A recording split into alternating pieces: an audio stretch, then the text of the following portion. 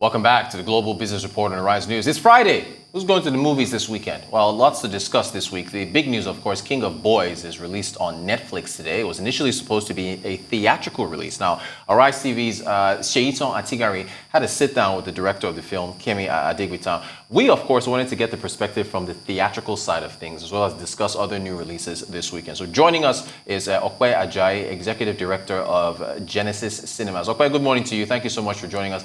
Every time we have you on the show, we're always talking about streaming. Morning. And good morning, streaming and physical theaters. Are you disappointed that King of Boys is no longer a theatrical release? And how do you assess the revenue model of it becoming a series on a streaming platform versus a release in a physical theater? I think the general feeling is one of excitement from the industry perspective. So it's great to have Nigerian content, being anticipated this much. So, from that perspective, it's not necessarily a bad thing. So we're quite happy about that. Of course, we would have loved to release in cinemas, but then again, it's a mini series, so it would have been difficult to release that as a feature film.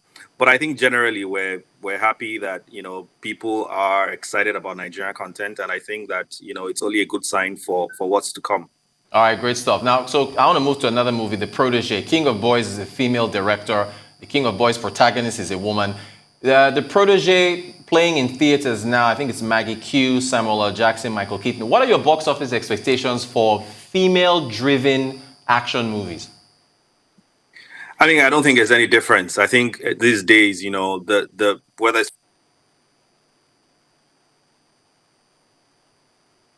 is doing really well in cinemas. Black Widow released earlier in the year. You've had, so you've had more and more female leads, and I think that can only be a positive. In our own industry, we have a lot of female directors as well, which is great.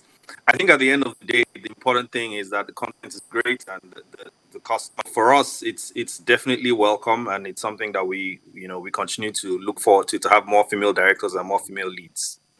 Great stuff. All right, so from women, we move to children. Another film currently out in theaters is Paw Patrol, clearly aimed at kids. Are kid-focused movies still a draw for the physical theater here in Nigeria?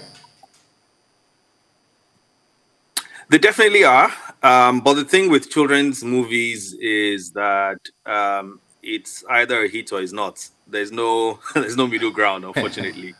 So the ones that do very well do really well. And the good thing about kids movies is that they can see the same movie 10 times, so they tend to stay in cinema, 10, 12 weeks, much longer.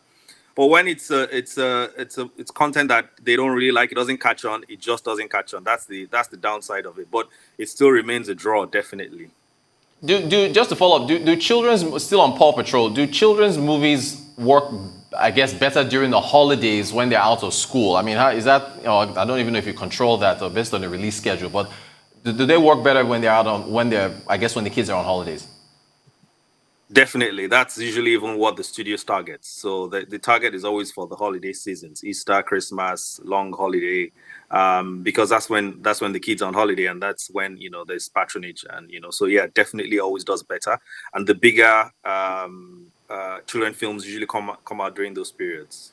Still on Paw Patrol, there's something I noticed. Whenever kids' films come out, the cinemas tend to stop showing them after 2 p.m. in the afternoon, or maybe after 12 noon. I guess assuming kids have to go to bed or something. But what about some of these films that adults might want to watch? Have you looked at extending the show times beyond 12 noon or beyond 2 in the afternoon? Sometimes we do. It's a function of patronage. I think typically children's movies stay till about 4, 5 p.m. I think. But then again, sometimes it's also the sort of movie it is. It can be animation, but not necessarily a kids' movie. So the animations that would have 6, 7 p.m. shows, but few and far between. Most times from around 5 o'clock, the families usually don't come as often anymore to the cinemas. So that is really driven by the demand, and that's what informs our timing. Great stuff. All right, so next now we move to Shang-Chi. This is a big one. Shang-Chi, Legend of the Ten Rings. The reviews have been good. Critics like the film. How big are your expectations for how much naira this is going to bring into theaters when it comes out next week? Well, we're hopeful. It's not Black Panther, and it's not Fast and Furious either. But I mean, I hope I'm wrong. But I think somewhere between 60, 70 million will be a decent run for this film in Nigeria, particularly even given the fact that we're still running at 50% capacity or 33% capacity, depending on the state. So I think we have modest expectations. That's the long and short of it. But it's great to have diverse content in the cinemas, and we're looking forward to it as well. You made a good point on it not being Black Panther because of the African theme there and that doing very well. But Nigeria, I don't know if you're a big Jackie Chan fan, but Nigerians have, at least mostly male, I guess the male demographic, big fans of martial arts films. Do you think that's, and with what I hear, the fight choreography here is very impressive. Do you think that might make it beat your expectations that you have for how much money it brings in? I hope so. I mean, I hope so. We haven't seen that translation of the Jackie Chan films in cinemas, in modern cinema. It was popular during the DVD era and all of that, but we haven't seen that translation to box office numbers, modern cinema era in Nigeria. So I mean, like I said, I hope I'm wrong. I hope it will do much better than I've said. That it's better for all of us.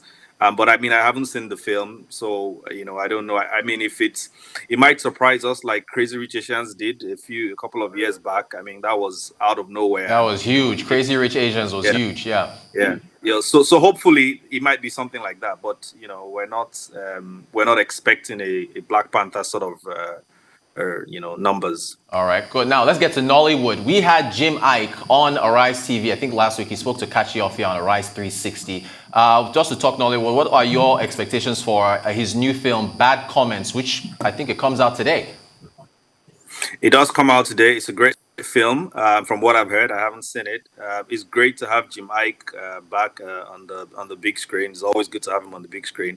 I mean, it ticks all the boxes. It has a great cast, a great director, Moses Iwang. So we expect a decent run as well in cinemas. I mean, I wouldn't put any figures to it, but we expect a decent run. Great stuff. And is Nollywood still carrying the load? I know, with the pandemic halting blockbusters and so on, I mean, Hollywood blockbusters, you have the theater still been reliant on Nollywood films like, Bad Comments and so on and so forth? To a large extent, depending on, again, the particular region. Some regions do better with Nollywood, some regions in the country don't. But Nollywood continues to be an important part of the critical part of the business, while we expect things. I mean, and there's constantly been a recovery. There's another big Nollywood film coming out in September, Ghost and Tout. I mean, the anticipation is huge as well for that. So Nollywood continues to play a critical role in the growth, and sustaining the cinema business generally. And we think that will continue. I mean, into the near future. So we're expecting that to go on. Another thing, still on Nollywood, from the trailer from Bad Comments, we're seeing. I want to find out if this is a deliberate trend. We seem to be seeing more foreign actors in Nollywood films. What does that speak to? The brand expanding beyond our shores, more foreign actors taking notice of films here and wanting to be part of them, or budgets getting bigger in Nollywood to be able to get these foreign actors here and there to play cameo roles. How do you see it? I think it's a mix of everything. Nollywood is really big. I think that the budgets are getting bigger as well. And I think that's one of the positives of the SVODs coming into the country. There are more avenues to generate revenue beyond just cinema. So I think that generally allows people to invest a bit more. So knowing that you will earn money from the cinema and from post-cinema release. I think that the industry again is massive. I think we get a lot of patronage across the globe. So it's good to continue to put in international actors and sort of just expand the movies and the brand generally. So I think it's very deliberate. I think it's great.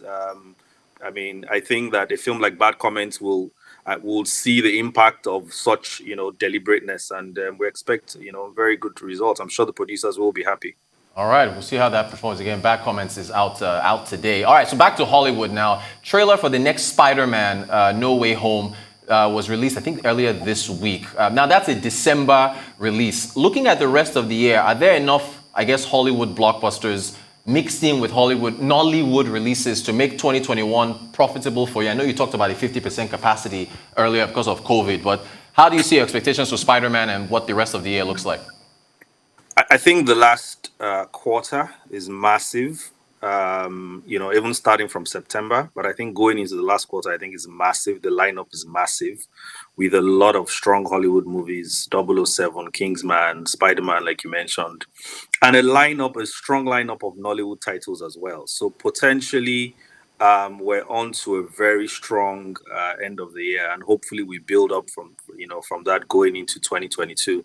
So we have very high expectations for the last quarter. Excellent stuff. Kwame Ajayi with Executive Director, Genesis Cinema. Okay, but as far as, I don't know how far you can look into 2022, but I guess do you already have are you focused on the fourth quarter for this 2021, or do you already have a schedule out for first quarter of 2022? Still have a couple minutes to go if you want to talk about that. It's the first quarter of next year. Well, there is actually a schedule for most of next year already, because as you may know, a lot of the movies that weren't released during COVID, some of them are being released this last quarter going into next year. And even from Nollywood, there's also a huge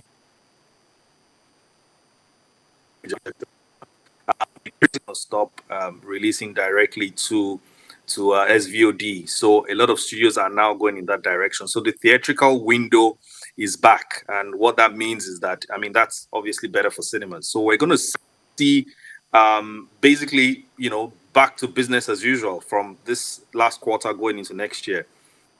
Great stuff. And okay, that's the general expectation. Fantastic stuff. And again, I always throw this at you, where streaming, you're not worried about streaming services. You're okay. The theaters can handle it. Streaming can do what it does, and you'll keep doing what you do. Yes, is that still the sentiment?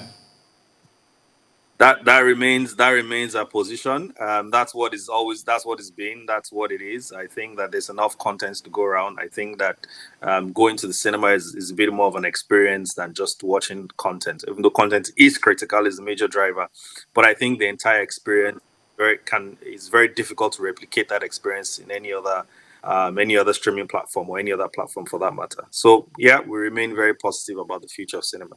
All right, I am definitely going to the movies. It's been a long week, so I'll be going to the movies this weekend to check out a bunch of stuff. Okwemi Ajayi, Executive Director with Genesis Cinemas. Thank you so much for joining us and taking us through those slate of films.